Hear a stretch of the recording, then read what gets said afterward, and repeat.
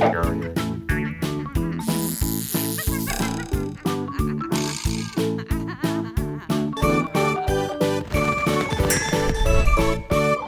a todos, yo soy Tania Cardona y hoy vamos a aprender juntos sobre un tema súper importante que a todas nosotras, sobre todo a las mamás primerizas, nos compete, nos alarma, nos asusta, y es las urgencias pediátricas. Para eso estamos con el doctor José María Estrada. Doctor, buenas tardes, días, noche, no sé a qué horas usted nos está viendo, pero hola doctor, ¿cómo está? Hola Tania, ¿cómo andas? Muy bien, muchas gracias por asistir a este llamado. Gracias.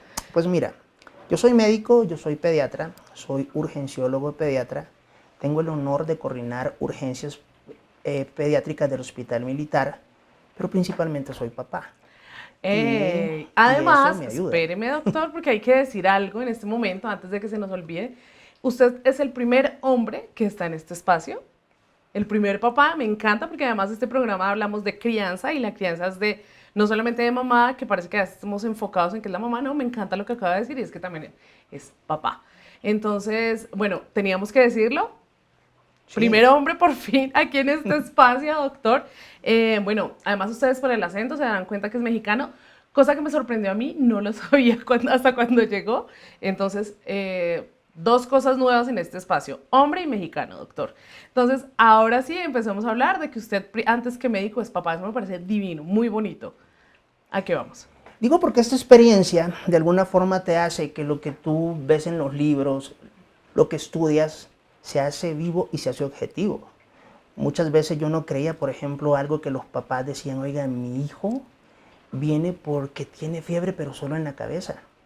Y eso pareciera mentira. Yo Claro. decía, ¿eso por qué solo en la cabeza? Y yo lo experimenté con mis hijas. Decía, esto es cierto. Muchos de los temores de los papás, muchas de las cosas que los libros te enseñan, pues definitivamente se hacen muy objetivos cuando tú tienes hijos. Doctor, ¿y hace cuánto es médico pediatra? Yo me gradué de pediatría en el 2008, luego hice urgencias pediátricas. Claro, es doctor antes de ser papá. Ah, claro, sí, completamente. Entonces, claro, había cosas que antes veía y no le llamaban la atención hasta cuando ya fue papá y ahora es que lo entendió. Ah, ok. Mira, tanto así que yo tuve un compañero, digamos, de la residencia de urgencias pediátricas en México, que literalmente él era el único que tenía hijos. Y él siempre decía una frase que yo la adopté con el tiempo: los niños son los tesoros de los papás. Y él nos, pues vamos a decir, en mi caso, me enseñó que pueden ser la 1, 2, 3 de la mañana, tú puedes estar muy cansado, pero va a entrar un niño que para ese papá es su tesoro y que para ese papá es lo más importante en la vida, y que si tú le dices, dame toda la plata, tu carro, tu coche, por salvarlo, lo va a hacer, porque no hay nada más importante en la vida Qué que ese lindo. hijo. Entonces, sí, los niños son los tesoros de los papás. Claro, y en ese momento lo entendí, ahora lo tienes probablemente Claro, claro. yo no lo entendía muy bien para ese momento, pero lo adopté completamente. Doctor, ¿cuáles son esas urgencias por las que más van los padres a urgencias? Valga la redundancia. Lo principal en Colombia, y vamos a decir quizás en Latinoamérica, son las enfermedades respiratorias. Y a la cabeza, pues el, el catarro común, pues La gripa. la gripa, la rinofaringitis aguda, que es exactamente lo mismo. Sobre todo, pues los papás se preocupan por la parte de la fiebre, les da miedo saber que su hijo tiene fiebre. Y hay algo que quiero que sepan: o sea, los papás que ven a su hijo con fiebre tienen la idea que al tener fiebre puede convulsionar. Y ese es el miedo que tienen quizás el 80% de los pacientes o de las madres o padres que, digamos, que consultan. ¿Cuál es el problema? Que llegan muchas veces muy angustiados, entran al hospital, y en todos los, digamos, centros hospitalarios vamos a tener algo que se llama triage. Y el triage, pues, es una clasificación que puede variar de un hospital a otro, pero que en síntesis te da 5 posibles urgencias. El triage 1 tiene que ser algo que es un niño que se viene muriendo. O sea, que es alguien que no respira, que viene muy mal, que de alguna Moradito. forma, sí, o sea, estamos hablando de un niño que si no hago algo en los próximos minutos se muere. El triage 2 implica prácticamente, vamos a decir, como emergencias que nos da cierto tiempo, digamos, para poder estabilizarlos. Son niños críticos igual. Por ejemplo, en nuestro hospital, todos estos niños también entran digamos, todos los pacientes oncológicos, porque los pacientes con cáncer les damos, vamos a decir, la prioridad que ellos ameritan. Pues digamos también porque tienen las defensas un poco más bajas. Y dentro de este grupo, en mi hospital, también entran los neonatos, que son todos los niños menores de 28 días, que para eso hay un especialista propio que se llama neonatólogo. ¿Por qué ellos? Porque ellos son completamente frágiles y cualquier tipo de gripa, cualquier tipo de fiebre es una emergencia real con ellos. No, porque ellos además están descubriendo el mundo, los gérmenes, entonces cualquier complicación sí puede ser. Okay. La madre de alguna forma les da defensas para las primeras semanas de vida, pero pues si un neonato viene con fiebre siempre va a ser una emergencia para nosotros. Ahora bien, fuera de esto, el triage 3, 4 y 5 es donde comienza el problema, porque todo tiene que ver con los signos vitales con el que el paciente llegue. Yo lo tengo claro, para un papá, su hijo es una emergencia siempre, pero cuando le dicen que tiene un triage 4, pues hemos visto muchos papás que se preocupan más de la cuenta, sobre todo cuando les dicen que tienen que esperar 90 minutos, 120 minutos, 2 horas, y ellos lo ven con fiebre, con malestar, y entonces comienza ahí algo de tratar de que los papás pues entiendan que desde nuestro punto de vista todos los niños son importantes, pero la clasificación de triage es importante para objetivizar qué niños debemos de valorar. Y aquí pues hay un dato importante que me lo preguntaste antes: ¿por qué consultar a urgencias? Y en síntesis, no lo digo yo, sino lo dice la OMS, la Organización Mundial de la Salud. Se dice que una emergencia es lo que te mata ya. Por ejemplo, se cae del 7º piso, lo atropelló un carro, vamos a decir, se acaba de tomar 15 tabletas de muchos medicamentos, convulsionó, no respira bien. Eso es algo que se llama emergencia y hay que consultar inmediatamente, que es una urgencia. Es lo que te puede matar en menos de 30 minutos. O sea, estamos diciendo que la terminología puede ser muy similar, pero la emergencia es algo por lo que vivimos nosotros, los que trabajamos en urgencias, que son los que te mata ya. Las urgencias, pues, te da un poquito más de tiempo, pero literalmente tienen que ser atendidos, vamos a decir, de la forma más rápida posible. Pero como vuelvo a decir, el resto de esto no se podrían considerar como tal ni emergencia ni urgencia, pero para los papás sí lo son.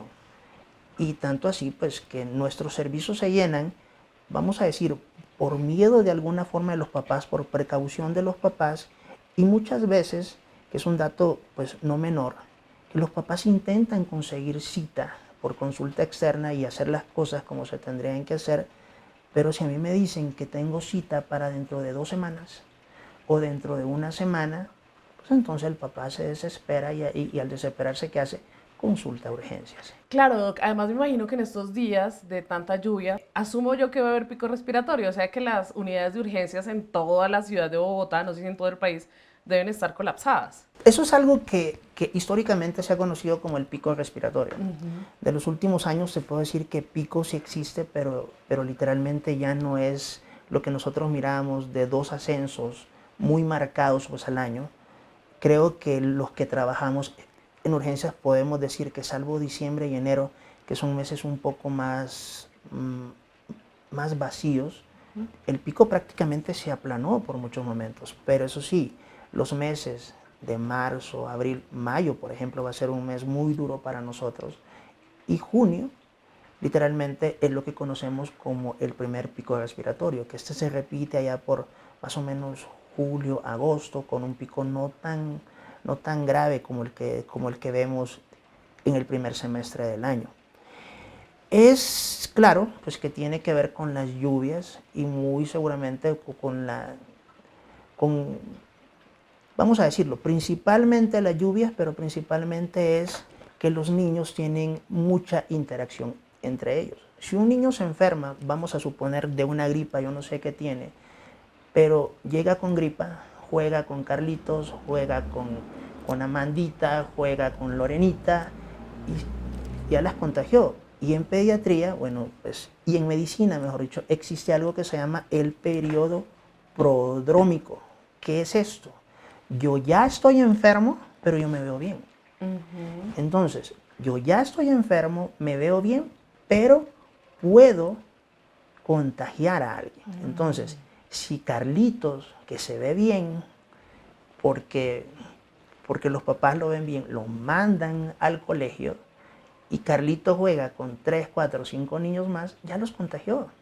Y estos niños que se ven bien, ya están contagiados y van a sus casas.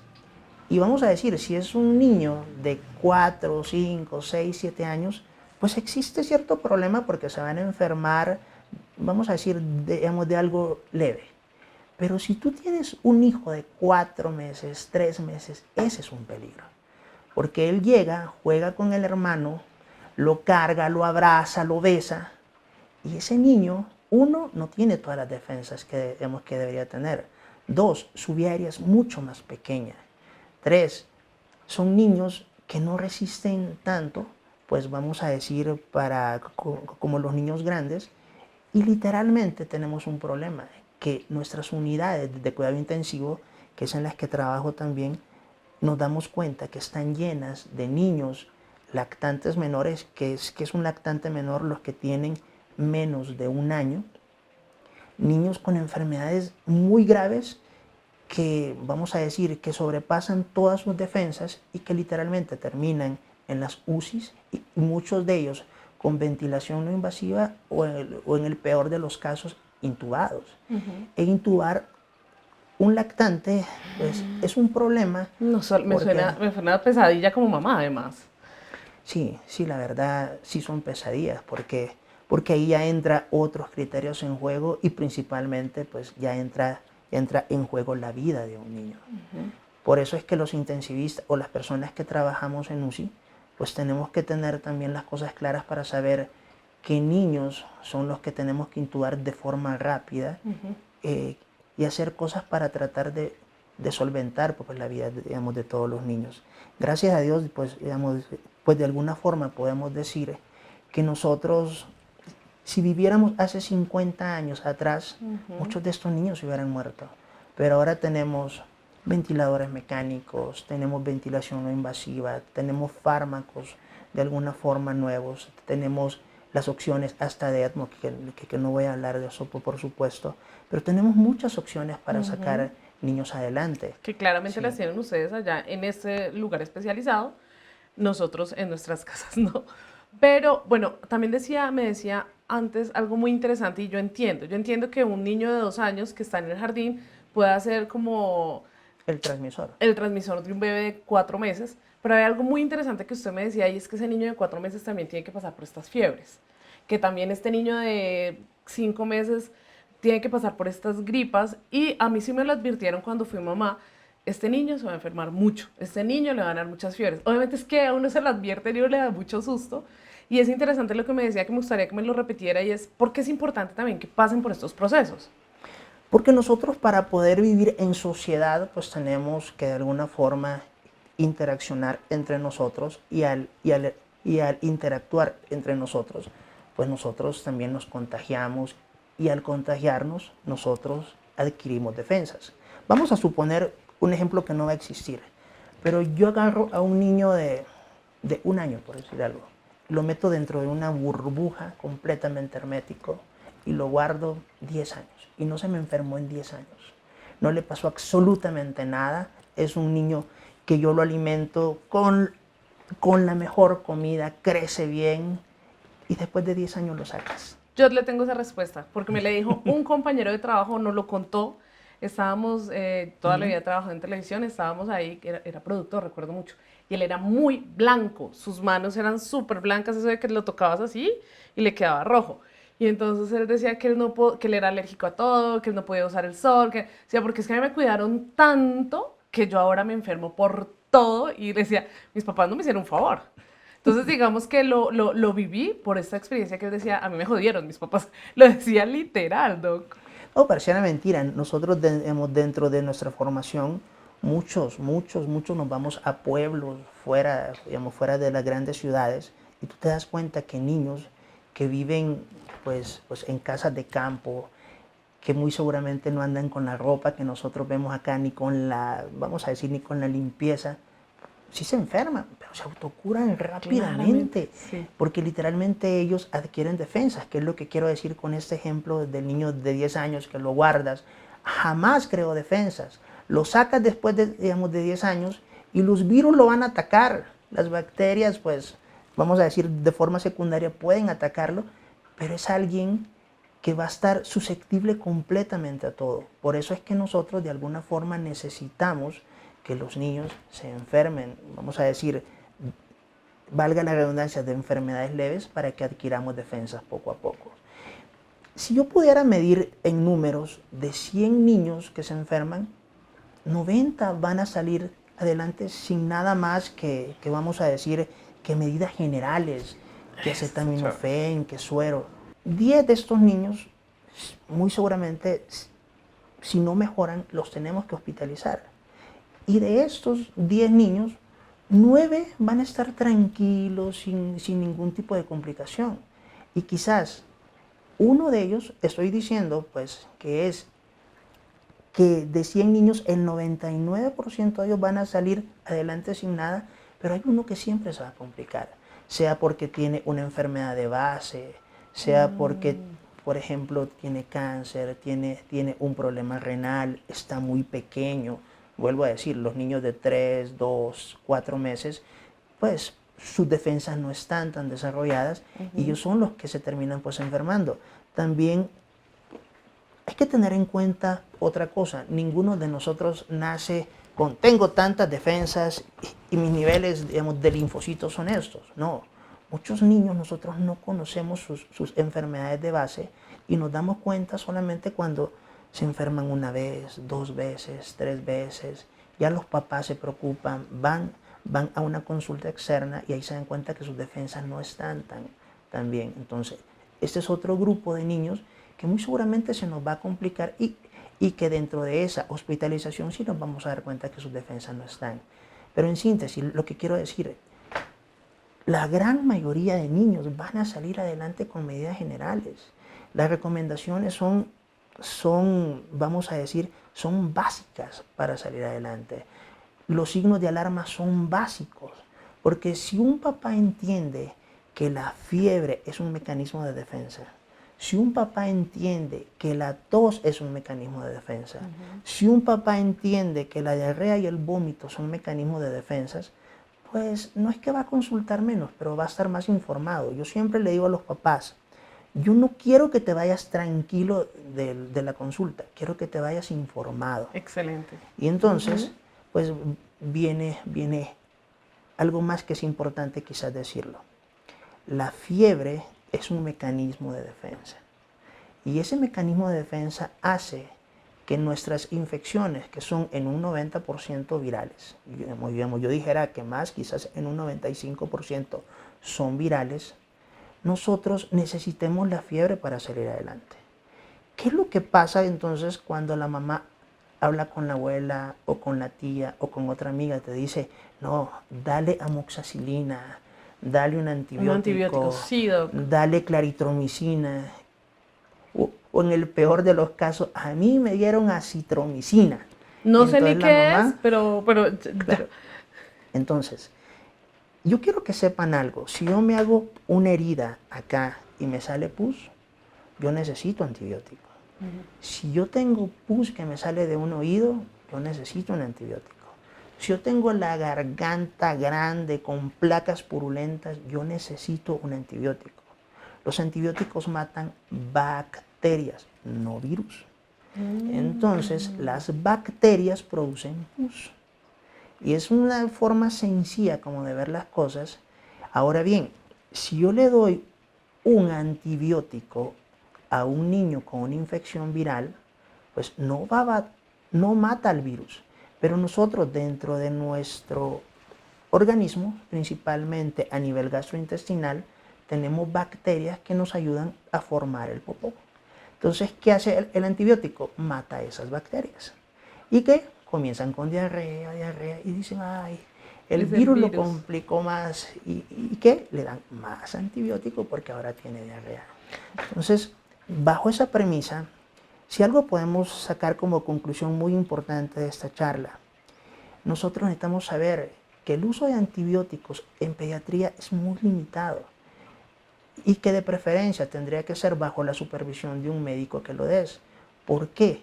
Porque si yo comienzo a dar un antibiótico sin receta médica y un antibiótico, vamos a decir, tan básico como la amoxicilina, y yo se lo di, por ejemplo, yo tengo un niño que, digamos, que se enfermó 6 veces al año y las 6 veces se iba a curar, pero el papá sobreentiende que la primera vez se curó cuando le dio la amoxicilina.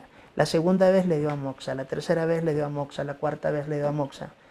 Cuando llegue una infección bacteriana real, la amoxicilina ya no le va a servir. Y no le va a servir porque las bacterias ya crearon resistencia, ya la reconocen, ya saben. Entonces, muy seguramente tenemos que escalonarnos a algo más fuerte. Y además nosotros hemos acá hablado de los antibióticos y es que si además no se los dan con juicio y ese niño va donde los otros niños y todavía tiene el virus ya con resistencia, se los pega a los demás y lo que estamos haciendo es un problema mundial. O sea, creo que esto de los antibióticos hay que tomarlo con seriedad y no tomarlo a no ser que sea un médico que lo recete. No más que es que tengo una gripa y tomo antibióticos, es el consejo porque de verdad es un tema mundial. O sea, ya no nos van a servir un día los antibióticos, Doc. Ahora si hablamos específicamente de la tos es otro mecanismo de defensa. Los niños, pues se puede decir que hasta los 6, 7 años tienen la capacidad de poder expectorar, o sea, sacar secreciones. Pero un niño de 3, 4 años que está lleno de secreciones, ¿qué tiene que hacer para sacarlas? Toser, tiene que toser. Entonces la tos, pues se oye raro, pero la tos es una amiga que la necesitamos que los niños las tengan. Pero, por lógica, si yo tengo tos que lo pone morado, tos que lo hace vomitar todo el tiempo o que le provoca dificultad respiratoria, esa tos también se tiene que tratar por un médico. Muchos papás lo que hacen es salbutamol, por decir algo, la abuela es asmática o hay alguien que en algún momento vieron que se ponía un inhalador, los papás corren, se van a la farmacia, el señor de la farmacia ¿qué quiere? Vender. Claramente. Entonces, pues, ellos compran lo que sea, medicación para la tos, muchos fármacos que no los necesita el bebé. Voy a dar un ejemplo acá. Hace más o menos un año al hospital llegó un niño que tenía 4 meses tosiendo. Uy. Y los papás habían ido pues a diferentes lugares y en esos, vamos a decir, diferentes lugares sí le habían dado mucho medicamento antitusivo. Y el niño seguía tosiendo, seguía tosiendo, seguía tosiendo. Llega al hospital, decidimos por la historia tan larga pedirle no una radiografía, sino una tomografía, que es un estudio, vamos a decir, más profundo, más específico. Y la sorpresa fue que él tenía la parte de un juguete alojado dentro del bronquio derecho. Pues, ¿qué hacía el niño? Toser para salvar su vida. Trataba de toser para sacarlo. Y los papás, ¿qué querían? Que no tosiera. Y entonces... La tos estaba diciendo algo, estaba alertando y estábamos ignorando. Claro, porque estamos diciendo ya una tos de 4 meses ya no es una tos normal. Por eso es que no nos podemos ir a los extremos con esto siempre. Nosotros tenemos que tener claro, la tos es un mecanismo de defensa, que es lo que tenemos que procurar. La tos se va a dar principalmente en la noche y en la madrugada. ¿Por qué? Porque el frío hace que la vía aérea se cierre. Y si yo tengo, por ejemplo, no sé, voy a agarrar esta taza y esta es la vía aérea del niño, el frío hace que esa vía aérea se haga más pequeña. Y si ellos tienen un moco, pues antes cuando estaba grande, pues no le afectaba gran cosa. Pero en la noche, cuando se cierra, ya ese moco ya es muy importante, eso se llama luz. la luz de la vía aérea se hace más pequeña con el frío, ese moco se hace importante, entonces ¿qué hacen los niños? Toser, toser, Y toser, llorar y toser. producir más moco del desespero. Porque ellos lo que necesitan es sacar eso y el papá vuelve a decir, digamos, ¿qué quiere? Que no tosa. Y entonces, y hay medidas que no se curan con fármacos. Por ejemplo, yo le puedo poner más ropita. Yo puedo, por ejemplo, fue el caso de mi hija, que mi hija tosía mucho en la noche. Nos tocó comprar un calentador y esto es importante. Cuando hablamos de calentadores, no necesito algo que me lo pongan acá, de esos que son de hélice y que lo único que hace es calentar un pedacito que los papás creen que con eso va a ser. No, se necesita algo que usualmente caliente una habitación y que simule lo que pasa de día. Por eso es que los niños no tosen tanto de día, porque el calor hace que su bronquio no se haga tan pequeño, entonces necesitamos eso. Por lógica se les va a elevar la cuenta de la luz, porque los calentadores pues hacen eso, pero son medidas que las podemos ocupar. Ahora, el vómito, la diarrea son cosas que los van a preocupar más, porque pues bajo esta premisa tienen que saber, si un niño tiene, vamos a decir, 6 meses, su cantidad de agua es mucha, es casi del 80% es agua. Si un niño tiene ya 2 años, ya andamos cerca del 70% de agua. Y un adulto anda más o menos en el 60% y las mujeres más o menos 50%. Entonces, si un niño tiene mucho vómito y mucha diarrea, entonces se deshidratan. Ahora bien, dentro de vamos a decir, de la experiencia de los papás que consultan tempranamente, pues muchas de las cosas que nosotros le vamos a decir es, tiene diarrea, tiene vómitos, tiene una gastroenteritis aguda. Y esa gastroenteritis va a durar de 5 a 7 días. Y se va a acompañar de fiebre. ¿Por qué? Porque como dijimos antes, es una infección viral, el cuerpo va a elevar la temperatura para defenderse, y al defenderse, pues, ¿qué va a hacer? Aumentar, digamos, la temperatura tratando de matar ese virus. El niño, si tolera la vía oral, o sea, que, digamos, ¿qué quiero decir? Si come, tranquilos, no pasa mayor cosa. Pero ¿qué necesitamos darle? Suero, sales de rehidratación oral. Necesito que ese niño esté tomando del sabor que tú quieras, de fresa, de coco, de naranja. Hay tantas fórmulas en este momento pues, en el mercado, y de preferencia que sean 60S. Cuando digo 60S es la cantidad de sodio. Nosotros tenemos cantidades de sodio mucho más altas, mucho más bajas, pero en pediatría creo que una que tenga 60 miliequivalentes de sodio sería como lo ideal. Si el niño tolera la comida, si el niño tolera el suero, tranquilo, no pasa nada. Él, vuelvo a decir, se va a curar por sí solo. Pero hay algo que es importante. Si la diarrea se acompaña de sangre, ese niño tiene que ir a consultar. Pero muchos papás, pues viene otra cosa. Ven una cantidad de heces grandísima y ven unas pinticas de sangre y dicen, no tiene sangre. Y el doctor dijo que si tenía sangre, no. Eso puede ser normal, puede ser que por la fuerza de la evacuación se puedan romper como algunos vasos muy pequeños. Yo estoy diciendo cuando es sangre con heces. Eso es completamente diferente, no heces con sangre. Ahora, dentro de la diarrea, pues también tenemos que tener en cuenta algo. La gran mayoría de diarreas son víricas o son de tipo viral. Las características de esta es que son líquidas, completamente líquidas, son sin moco, sin sangre, usualmente son abundantes. Los papás tienen como la idea de que, mire, huele muy mal el popó, es que todo popó va a oler mal, o sea, sí, claro. todo popó huele mal. En cambio, las bacterianas, si les pudiéramos dar como algún tipo de características, son más escasas, no son tan abundantes. Usualmente se acompañan de moco y sangre y usualmente son muchas evacuaciones, pero de poca cantidad.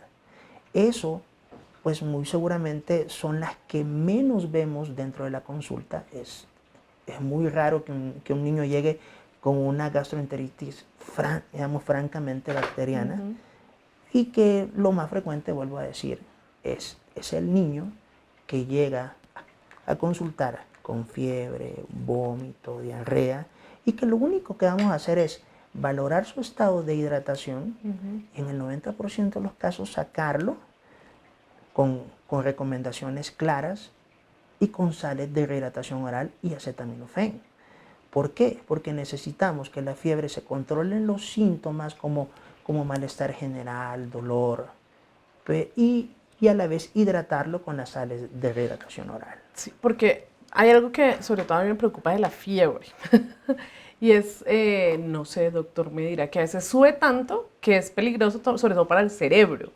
Y ahí era donde hablábamos un poco de que pueden convulsionar. Entonces yo siempre tengo afán de enfriarle más el cerebro que cualquier otra cosa. Yo digo, bueno, que la fiebre esté de aquí para abajo no me preocupa tanto, pero que esté en la cabeza, porque yo digo, puede convulsionar o le puede matar neuronas, o bueno, a mí me da un susto. Entonces yo por lo general trato de ponerle cosas frías en la cabeza. A mí eso es como lo que más me genera susto. Eso, sobre todo la fiebre en el cerebro. Bueno, mira, ese es un punto muy importante, gracias a Dios que lo tocaste. Yo siempre he dicho que las convulsiones son como los fantasmas. Que todo el mundo le tiene miedo a los fantasmas, pero nadie ha visto un fantasma. Tú dices, aquí está de noche, me van a asustar, pero no pasa nada. Literalmente, para que un niño convulsione, pues hay que tener claro que lo más importante para que convulsione es la genética. Entonces, para que un niño convulsione, usualmente tiene que haber alguien dentro de la casa, mamá, papá, hermanos, vamos a decir hasta los abuelos, que hayan convulsionado por fiebre. Segundo punto importante, un niño que te va a convulsionar con fiebre, muchas veces convulsiona sin fiebre. ¿Qué quiero decir con esto?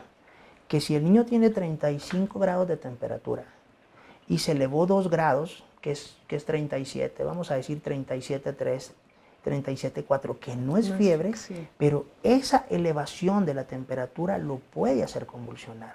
Por eso es que en muchos de los casos, pues nosotros dice, no tenía fiebre, y es cierto, no tenía, pero si la midieron, la elevación de la temperatura en ese niño que genéticamente está predispuesto para convulsionar, lo puede hacer convulsionar.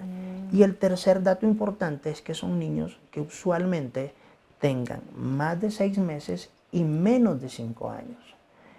Muchos de estos niños que convulsionan dentro de este rango, algunos de ellos pueden convulsionar hasta los 6, 7 o 8 años, que muchos neurólogos pediatras le llaman a esto las convulsiones febriles plus, o mejor dicho, los neurólogos pediatras le llaman a esto las convulsiones febriles plus, que son pues niños que usualmente convulsionan dentro de este periodo de tiempo y que pueden de alguna forma pues extenderse ese periodo de las convulsiones. Pero muchas veces llegan mamás con niños de 12 años que dicen, yo tengo miedo que mi hijo convulsione por la fiebre tan alta. Tu hijo no te va a convulsionar, claro, o sea, ni genética ni por la edad. Ni por genética, ni por la edad, y sí necesita que tengamos fiebre. Un dato que es muy importante sobre la fiebre, como les dije en muchas partes de la entrevista, es un mecanismo de defensa, pero muchas veces los papás se desesperan, y al desesperarse porque tiene 39, 40 grados, dice, va a convulsionar, y algunos niños con esa temperatura pueden ver ratones, pueden ver al abuelo muerto, pueden ver cosas que no existen, y eso se llama delirio, que sí, vamos a decir, sí está bien descrito que la fiebre alta puede hacer eso. Eso no es una convulsión, y los papás lo agarran, lo llevan dentro del baño y lo meten con agua fría y lo bañan. Ese niño que su cuerpo elevó la temperatura hasta 39, 40 grados como un mecanismo de defensa, de repente siente que ¡pum!, lo están bajando, digamos, que es lo que no quiere el cuerpo, y de repente llega a 35 grados. Él intenta sobrecalentar Los órganos más importantes como cerebro, corazón, riñón, principalmente el cerebro, aumenta algo que se llama flujo sanguíneo cerebral y algunos niños pueden convulsionar ahí. Ay, sí. Y no es por la fiebre, es por la bajada de la fiebre, que la hicieron de una forma que no se tendría que Pero hacer. muy exagerada. Entonces, Es que para todos los extremos es mal. los papás tienen que saber que esta fiebre, que es un mecanismo de defensa, si es muy alta, puede tener síntomas como escalofríos, malestar general, dolor de cabeza, que es importante por algo que se llama vasodilatación, que los vasos sanguíneos se hacen más grandes, entonces le duele la cabeza a muchos de estos niños. Damos acetaminofén, sienten ellos que quieren que en 10 minutos ya no tenga fiebre y es imposible. Entonces, recomendaciones, ponga medios físicos en las axilas, dentro de los pliegues, donde hay contacto de dos partes del cuerpo, por ejemplo acá y acá, en las axilas o en las ingles, yo puedo hacer eso. Mi recomendación, quizás solo para terminar, es no lo bañe. Deje eso como la última, y nunca con agua fría, jamás con agua fría. Yo sí he llegado a bañarlo con agua tibia, sí. Pero a mí sobre todo lo que me da miedo, Doc, es la cabeza. A mí como que siento que si se le calienta mucho la cabeza se le pueden quemar las neuronas, literal, o sea, que llega a ser tan caliente y me da mucho miedo que eso le genere problemas de, no sé, en el cerebro. A mí eso es lo que más me agobia y más porque también nos dijeron que a un conocido de pronto una fiebre mal cuidada le había afectado en el oído. O sea, como que esta parte me da mucho susto, entonces yo le pongo cosas frías en la cabeza. Hay que tener claro algo. Cuando hablamos de convulsiones febriles, la gran mayoría de estas van a durar menos de un minuto, la gran mayoría. Si nosotros somos muy exagerados van a durar 2 o 3 minutos, no más de esto.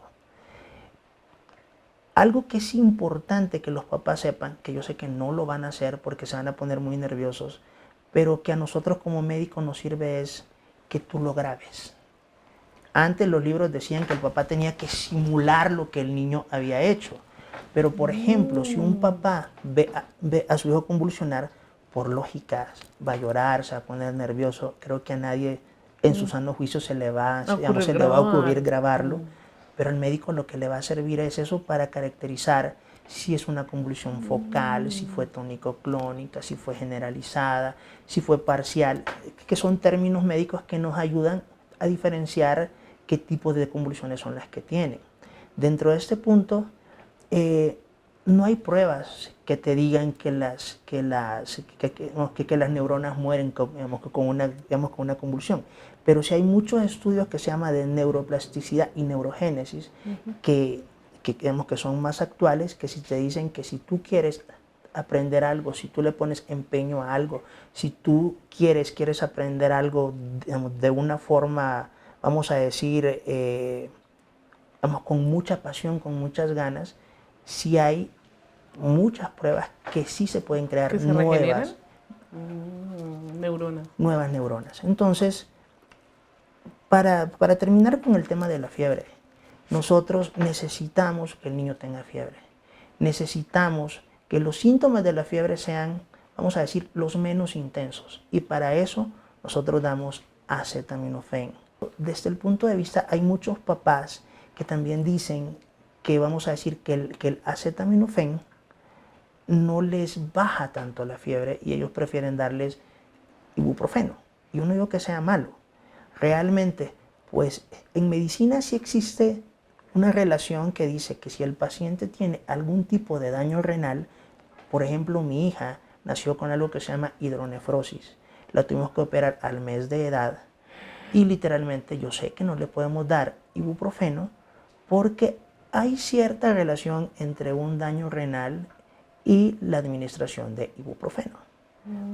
Entonces, vamos a decir, pero las pruebas de esto son cuando el consumo de este medicamento es crónico, estoy diciendo por mucho tiempo, es mucho más probable. Pero si yo tengo niño que tiene fiebre, que está, pues, que el papá ya está desesperado, que ya le dio acetaminofén, pruebe con ibuprofeno. Eso me hizo la última vez que llevé a mi hijo a urgencias, que además se le quería comentar, Lo llevamos porque pues teníamos como una guía que ni sé dónde la leímos o la vimos o no la dijeron, y era que después de 3 días de fiebre y llegaba a 39, era mejor llevarlo a urgencias.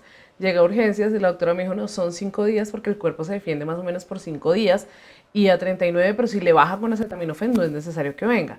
Claro, yo pensé que era que si no le bajaba, le daba, le bajaba y le volvía a tocar llevarlo. Y entonces ella me dijo eso, dele cada 6 horas acetaminofén, ibuprofeno, ibuprofeno mezcladito. Y así nos funcionó porque era muy, le volvía y le volvía. Pero ya entendí que el cuerpo se defiende hasta por 5 días. Un poco. Muchos de nosotros, digamos, no hay una guía que te diga cuándo es, si son 2 días, 3 días, 4 días. Yo creo que los usuarios o los que están viendo de esto entiendan que en pediatría o en medicina en general no hay algo que sea completamente concreto, no hay algo que te diga 2 más 2 es 4. Todos los pacientes son completamente diferentes uno del otro. Yo puedo tener 2 hermanos gemelos, los 2 con fiebre, y uno se hospitaliza y el otro no, porque hay algo que, pues vamos a decir, dentro de la genética, dentro de la carga viral, dentro de la exposición de las enfermedades previas, que hace que nosotros seamos seres completamente únicos. Entonces, lo que sí es cierto es que el mejor manejo para un niño que solo tiene fiebre debe ser en la casa. Y que los papás entiendan. Yo sé que a veces es difícil por el trabajo, porque tú tienes que hacer muchas cosas para que tu hijo, pues, vamos a decir, para quedarte con tu hijo. Pero si está enfermo, no lo mandes al colegio, porque vamos a contagiar a más niños que no tienen la culpa. Y es cierto, yo ya les expliqué que existe algo que se llama periodo prodrómico, pero si los profesores lo ven enfermo, le van a echar la culpa que los otros niños se enfermaron a él. Hay algo que pasó con mi hijo, Doc, y es que venía como de 3 gripas seguidas con una otitis en la mitad, y la doctora dijo, no, se va de incapacidad por 8 días, porque es que medio se cura, llega otro niño, vuelve y empieza con la gripa, entonces entre ellos, digamos que no es culpa de ninguno, sino de la vida. Entonces esperemos que sane y él, y ahí sí enviémoslo al jardín, porque creo que va pegándose. En promedio, las enfermedades, digamos, virales duran entre 5 a 7 días, como les dije antes. El problema es que yo me curo del virus de Carlitos, y nuevamente se enferma de los virus de Luisita, y nuevamente va al colegio, se enferma de los virus de Luisito, y las mamás llegan así. Tiene un mes con fiebre, tiene un mes enfermo. No, no tiene un mes enfermo. Tiene una semana que se cura y se enferma de otro, y vuelve y se vuelve a enfermar de otro virus. Pero pues vamos a decir que esto es medianamente normal. Normal, claro. Y que, como les dije antes, si nosotros los aislamos, decimos, no, yo ya no lo mando al jardín, por lógica, no se te va a enfermar.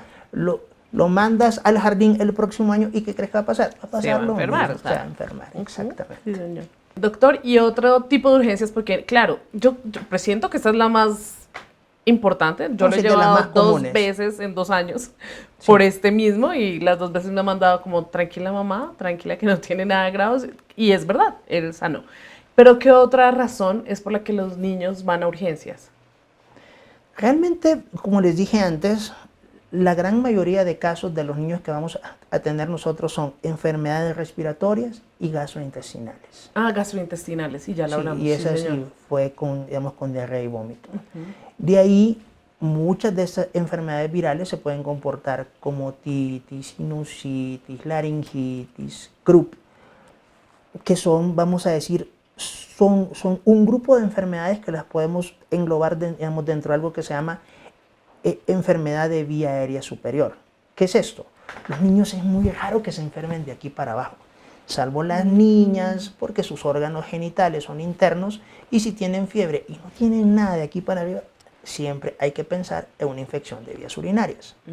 Sobre todo las que están comenzando como a limpiarse solas, y que muchas veces no las limpian bien, pues vamos a decir que la comunicación, y pues yo tengo 2 hijas, la comunicación entre el ano y la vagina, si no lo hacen bien, ellas mismas se pueden contaminar con el popó, si es que no se limpian bien. Pero la gran mayoría de niños se enferman de infecciones, vamos a decir, de aquí para arriba: garganta, oídos, senos paranasales. Entonces, pero el trato va a ser prácticamente el mismo. Salvo, por ejemplo, cuando hablamos de croup, que es una tos que, digamos, con todo el respeto para los papás, que se escucha como una tos de perro o una tos de foca. Que es como si inflema ni nada. Usualmente, sí, digamos, sí puede llegar a tener secreciones, pero digamos, la característica más grande es una tos que no es normal, que se escucha como una tos como que, digamos, como que estuviera tosiendo dentro de un depósito. Pues yo no lo voy como a simular bien, pero es como... Es muy característico y eso no se da por un problema, vamos a decir, respiratorio bajo, sino que acá. Finalmente, son niños que sí de alguna forma es mejor que consulten cuando, digamos, cuando escuchamos eso, porque el manejo pues, se puede dar o intramuscular o en dado caso con micronebulizaciones, pero sí es un manejo que es mejor hacerlo dentro En del la hospital. clínica, ok. Sí. Y la tos, cuando o siempre nos aclaran que si se pone moradito, que si le hunden las costillas. Tienen que Él entender entiende algo. mejor que yo. Ok, Él no. lo puede explicar mejor que yo. Los signos de dificultad respiratoria no son una receta de cocina, vamos a decirlo así, pero en general van a comenzar con algo que se llama aleteo nasal.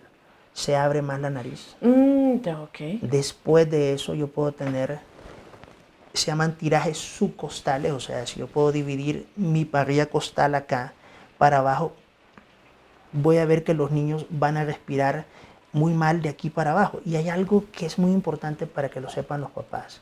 Dentro de más pequeños los niños no respiran así, con el tórax, respiran con el abdomen. Entonces son niños que usualmente los primeros signos fuera del aleteo es tirajes que se llaman subcostales. Luego, si la progresión sigue, van a ver ustedes que dentro de las costillas se les ponen como así, se abren. Eso se llaman tirajes intercostales. Y si es muy grave, voy a tener tirajes supraesternales o supraclaviculares, que vamos a decir, vuelvo a decir, no es una receta de cocina, no es que siempre va a ser así, porque como les dije antes, todos los niños son individuales, todos los niños se comportan de forma diferente, pero es mucho más grave que yo vea un niño con tirajes inter y supraesternales o supracostales que al que tiene solo aleteo nasal. Si a eso le sumo, si a eso le sumo que el papá lo ve morado en los labios, pues no hay que tener mucha duda que se tiene que irse para urgencia, definitivamente. Pues algo importante que habíamos dicho era sobre los traumas. Sí, que es algo me parece muy importante porque los accidentes pasan, doctor. O sea, es inevitable porque en este mundo estamos y pues es que ellos, además, cuando llegan a los 2 años, como el mío, son criaturas que quieren escalarlo todo, que quieren Descubrir bajarlo todo, y además tú les dices no y más lo hacen. Entonces van a suceder los golpes y las caídas. Entonces, quiero que sepan que para esto ya hay programas muy establecidos pues, en medicina, sobre todo para medicina de urgencias.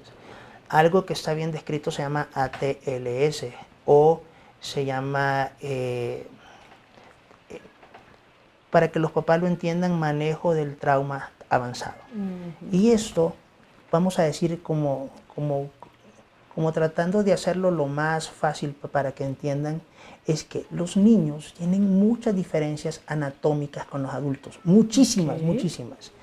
Pero los niños tienen algo que si un adulto se golpea acá, va a tener su golpe acá. En cambio, si un niño, por ejemplo, se golpea el tórax, tienen algo que se llama compliance, que hace que ese golpe se disipe en todo el cuerpo de él, en un pequeño cuerpo. Entonces, los niños tienen menor masa muscular, mayor superficie corporal en relación a los adultos. Dentro de más pequeño, su cabeza es más grande, su vía aérea es completamente diferente. Y al tener menos músculos, también sus órganos, vamos a decir, pues en el caso del tórax, su corazón, sus aortas, sus vasos pulmonares están todavía más expuestos. Su abdomen, sus músculos abdominales no están tan fuertes. Entonces todo eso hace... Pero ellos andan por la vida como si fueran, mejor dicho, Hulk. Exactamente. Entonces, hay algo que este programa te dice, es que si un niño, por ejemplo, que es algo que se da con más frecuencia de la que nosotros quisiéramos, por uso de andaderas, por ejemplo, andan solos y se caen, literalmente pueden caerse 10 escalones donde se golpean cabeza, tórax, pelvis, piernas, brazos. Por eso la Asociación Americana de Pediatría no recomienda las andaderas. No la regalen tampoco. O sea, no, por favor. Entonces, cuando este paciente llega a urgencias, no me preguntes por qué, pero pues en el 100% de los casos terminan, vamos a decir, o en un número importante de casos terminan con una tomografía cerebral. Pero a veces como médicos o como pediatras se nos olvida que ese niño que les acabo de describir, que se puede tener lesiones torácicas y abdominales, también hay que investigar por ese lado. Entonces, nosotros dentro de nuestra dinámica del hospital, literalmente sabemos que las tomografías, para que los papás lo sepan,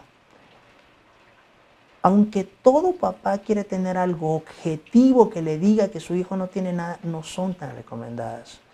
Porque ya hubo un estudio que fue del año 2006, si no me equivoco, para el 2009, que sale en el año 2009, que mete 43,000 pacientes y que dice que solo hay un grupo muy reducido de niños con trauma de cráneo que se benefician de una tomografía. Y eso pues ya tenemos los centros de atención donde haya pediatras lo saben. Y ellos pues muy seguramente, vamos a decir, no tendrían por qué tomar TAC por una razón. La radiografía de tórax o de cráneo es una sola radiografía y da radiación. Todo el mundo se sale. Pero la tomografía pueden ser hasta 200 radiografías que las toman en menos de 30 segundos o de 1 minuto. Es mucha radiación. Y este estudio concluye, y no es por asustar, pero que literalmente esto sí es algo que puede predisponer a malignidad.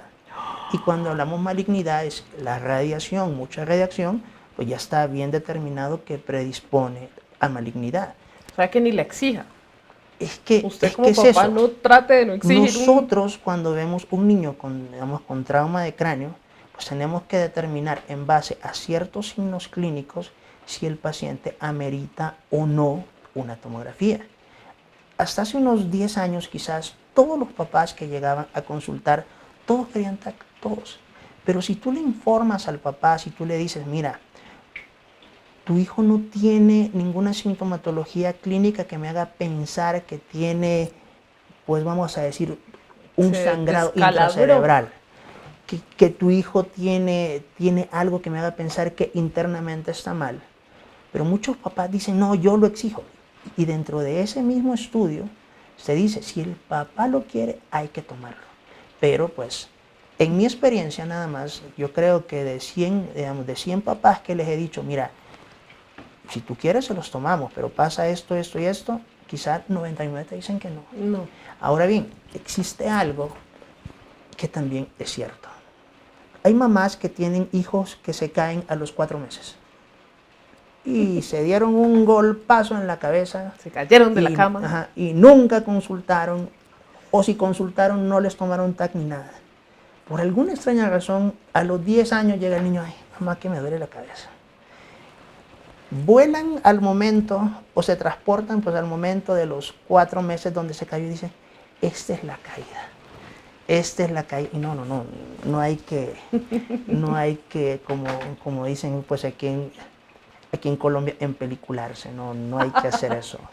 Literalmente, pues todos nosotros lo que tenemos que ver es que hay momentos, y puede ser que ese niño que tiene un dolor de cabeza sea por fiebre, sea literalmente porque tiene un cuadro infeccioso, vamos a decir porque se golpeó, pues, pero no tienen que ver la situación que sucedió hace 10 años, digamos, con lo que tenemos ahora. En algunos casos, pues, puede ser que haya gente que diga, no, a mi sobrino sí le pasó eso. Yo no digo que esto no pueda suceder. En medicina no existe el 100% de algo, pero estamos hablando que son casos aislados, que son casos que son únicos, que muchas veces hay que mandarlos para hacer como un estudio de ese caso. Pero en general, nosotros cuando tenemos un niño con un trauma de cráneo o con múltiples traumas, tenemos que determinar la gravedad de esto y muy seguramente mantenerlo en observación, si es el caso, de más o menos unas 8 horas. Y si amerita TAC, pues tomar la tomografía, Claramente. estar seguros que sí lo amerita, tranquilizar a los papás y finalmente que tengan buenas recomendaciones y buenos signos de alarma. Suerte con lo de tranquilizar a los papás, doctor. Sí, enfermeras. Doc, ¿y qué pasa? Porque claramente uno se le cae al niño y se pega en la cabeza y es no lo deje dormir, obsérvelo, no lo deje dormir, el niño con sueño no lo deje dormir, lléveselo a urgencias. ¿La cabeza es dura? Se dice que los huesos del cráneo se osifican o se hacen duros más o menos a los 2 años de edad. Tanto así que los niños tienen algo que se llama fontanelas. La fontanela, claro. Que son huecos, una anterior y una posterior. Me da mucha impresión. Que estas, al cerrarse más o menos a los 18 meses, más o menos, pues por eso es que los huesos se terminan de osificar hasta los 2 años. Si yo pudiera decir cuál es el hueso más duro, es el frontal. O sea, vamos a decir, si un niño tiene un trauma, se cae, tiene un golpe frontal, es menos, vamos a decir, menos probable que tenga un trauma grave. No hay ningún estudio que te diga cuál es el hueso más, vamos a decir, menos fuerte, pero sí hay más peligro, vamos a decir, si los traumas son a nivel occipital, que es la parte de atrás, o a nivel temporal, que es esta parte que tenemos acá. ¿Por qué? Por la presencia de algunas arterias y venas que están muy cerca del, vamos a decir, del cráneo en esa zona. Lo que sí hay que tener claro es que los traumas sí pueden hacer que los niños tengan tendencia al sueño, esto sí, pero pues si a mí me dicen que se cae a las 11 de la noche, pues todos los niños tienen sueño a las 11 de la noche, pero en cambio, pues si se cae a las 9 de la mañana y es un niño que tú sabes que es muy activo, que él juega todo el tiempo y que de repente lo ves con mucha tendencia al sueño, vómitos, y pues cualquier papá se va a alertar si lo ve convulsionando, pero si ese niño pierde el conocimiento, convulsiona, tiene vómitos frecuentes y mucha tendencia al sueño, tienen que consultar también, urgencia definitivamente. Ok, pero no siempre, o sea, si son las 10 de la mañana, se pegó en la cabeza por estar activo y llorando, déjelo tranquilo. La verdad, obsérvelo. Cuando nosotros hablamos de trauma, pues lo mejor es siempre que dependiendo del tipo de trauma que tengan, si es algo que se llama de alta energía, por ejemplo, se cae de un camarote de 1,5 metros, vaya a consultar. Ok, o sea, siempre es mejor. Sí. Por ejemplo, si hay estudios, por ejemplo, de 80 y de 90 centímetros, cuando un niño se cae de una cama, que dicen que no les pasa nada. Pero como les expliqué antes, todos los niños son diferentes. Y puede ser que aunque digan que a 10,000 niños no le pasó nada, pues al tuyo puede ser que sí. Entonces, pero para eso existen algo que se llama signos de alarma. Vuelvo a decir, si el niño tiene mucha tendencia al sueño, está con muchos vómitos, fuera de eso, pues convulsiona o pierde el conocimiento, pues no hay nada que hacer, hay que consultar. Pero por ejemplo, si es el caso, no sé, mi hija cuando tenía 8 meses, yo la tenía acá, se mueve, se me escapa y se cae. Y pues el papá, cuando le ve que tenía casi un unicornio acá, pues se preocupó, pero pues la niña saltaba, jugaba, seguía jugando, pues dije, déjela ahí. Está bien, sí. Mi esposa me quería matar, pero yo dije, déjela ahí, no doctor, le vamos a hacer creo que nada. algo de razón tengo. Sí. Entonces todos los niños son diferentes. ¿Y será que esos bebés aguantan, o sea, los niños tienen como más resistencia a las caídas? ¿O será porque uno siempre como se cae, pero está en crecimiento, no va a ser tan grave? Pero cuando tú hablas de caída, estás hablando no solo del cráneo, No, de todo el cuerpo. todo el cuerpo. Dicen que son como más flexibles, entonces Los como niños, que... pues, por sí yo me acuerdo decían, es que todavía no tiene hueso, es cartílago. Ese todavía no.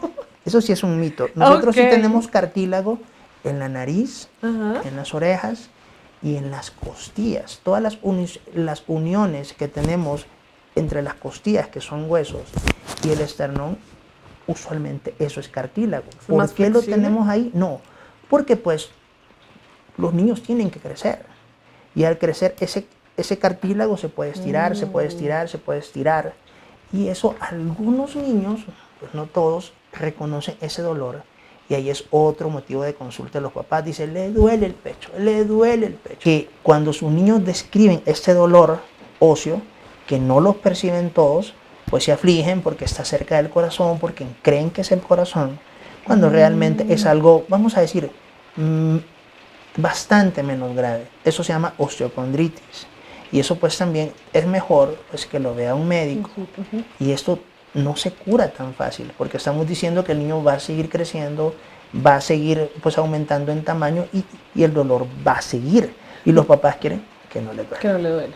Hay una cosa por la que casi consultamos en urgencias, Doc, pero internet nos ayudó un poco. Y es que se me despertó como, hasta el momento como 2 veces. Profundo y empieza a llorar y llora y se queja de un dolor en la pierna. Entonces yo no, quién sabe qué tiene mi hijo, algo le pasó. Claro, fue a internet. Mi hijo le duele, estaba dormido y se despertó con dolor en la pierna y él me lo terminó izquierda. Y yo, ok, ya, esto no es una urgencia porque pues como que sucede según lo que Sí. vea. Y sí, decía que aunque no está comprobado científicamente que el dolor al crecer o que el cuerpo duela por el crecimiento, sí como que estaba como asociado con que los niños que habían saltado mucho ese día, sí referían como un dolor de la pierna o algo así. Google me evitó llevar a urgencias ese día. Hay que entender cosas que son básicas en esto. O sea, los niños no tienen signos aislados de algo. Entonces, por ejemplo, si fuera mi hija la que me dice que le duele la pierna, le digo, ¿qué hija?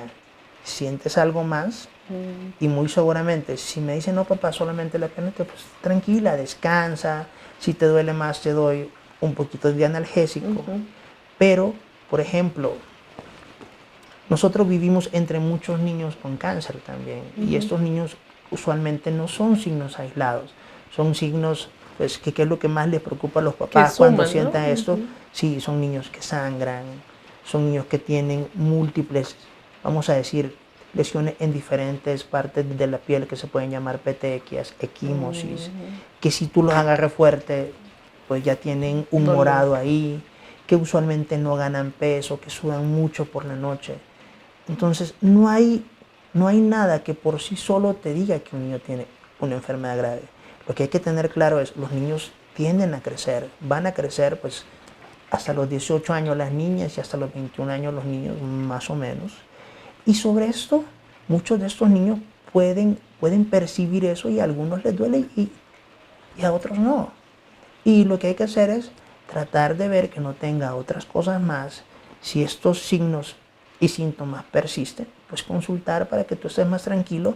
Pero pues si le podemos dar un porcentaje, 95% de los casos no va a pasar nada, absolutamente.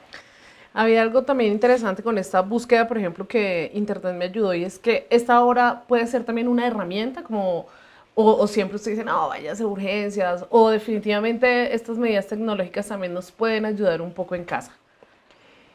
Eso es muy controversial.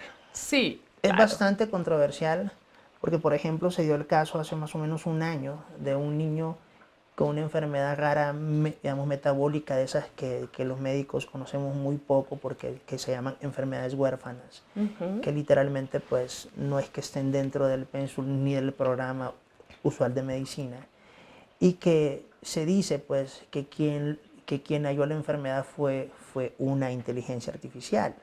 Entonces, que los papás consultaron, digamos, yo no digo que sea malo, o sea, acuérdense, todo lo que nosotros hacemos en medicina tiene mínimo, digamos, la experiencia de 6 años. Vamos a decir, el que está recién graduado.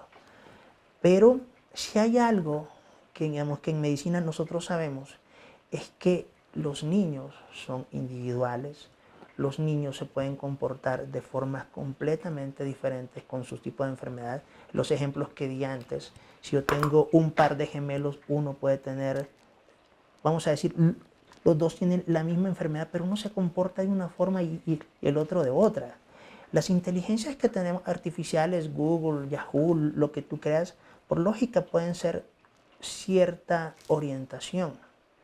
Pero hasta este momento nosotros tenemos en claro que no va a sustituir nunca a la experiencia de un médico y al manejo de un médico. Aparte de eso, existe algo que se llama telemedicina, que es vamos a decir que es algo bastante común como en las zonas donde no hay médico.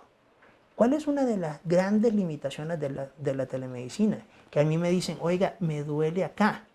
Entonces, yo lo quiero tocar y yo no sé por qué no lo estoy tocando. Si yo que lo estoy viendo, si yo que tengo la experiencia de ser un médico, si yo que estoy analizando la cara por lo menos de ese niño, no sé diagnosticar, te puedes imaginar lo que hace una inteligencia artificial que solo está generalizando los conocimientos y te dice, me duele el estómago, entonces te dice, la posibilidad de apendicitis es del 90% sin haberlo tocado. Un papá lee eso y al leerlo se asusta y dice, mi hijo tiene apendicitis y salga para urgencia, y muy seguramente no lo tiene. Doctor José María Estrada, gracias por este tiempo. Hay varias conclusiones, varios títulos que me quedan en la cabeza. Uno, y es que la fiebre, como otros síntomas, están ahí porque son necesarios en el crecimiento de los bebés. Y van a suceder siempre, van a suceder varias gripas, varias fiebres, y son un modo de que el cuerpo se defienda, entonces un poco más de tranquilidad. Otro es que la mayoría de los niños se curan solos, eso también lo aprendí el día de hoy. La mayoría de los niños se curan solos. Pero, y lo dice también el doctor, para tranquilidad, si usted definitivamente no está segura, mejor vaya y consulte en urgencias. No importa, está bien, yo creo que ninguna mamá o ningún papá quiere hacer algo malo para su hijo. Entonces, yo entiendo que la fiebre y estos síntomas son necesarios, los niños se curan solos, pero para su seguridad, pues vaya y consulte en urgencias. ¿Me voy bien con estas conclusiones, doctor? Solo que hay que tener en cuenta, sobre todo pues en estos meses de picos, que tú vas a tener unidades de emergencia llenas de niños enfermos. Y que si tu hijo llega con una gripa, puede salir con una neumonía. Okay. Eso es importante. Otro nuevo título, si usted no necesita en urgencias, evite ir a urgencias porque puede ser peor la cura que la enfermedad, porque puede salir un enfermo.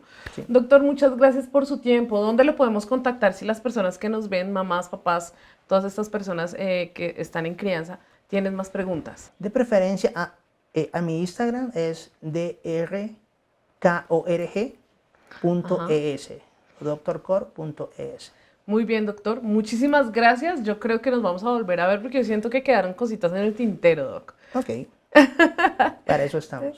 Y ustedes, nos vemos en un nuevo programa de Aprendiendo Juntos. Gracias por vernos. Si tienen preguntas, por favor, déjenlas en los comentarios. Y hasta una próxima. Chao.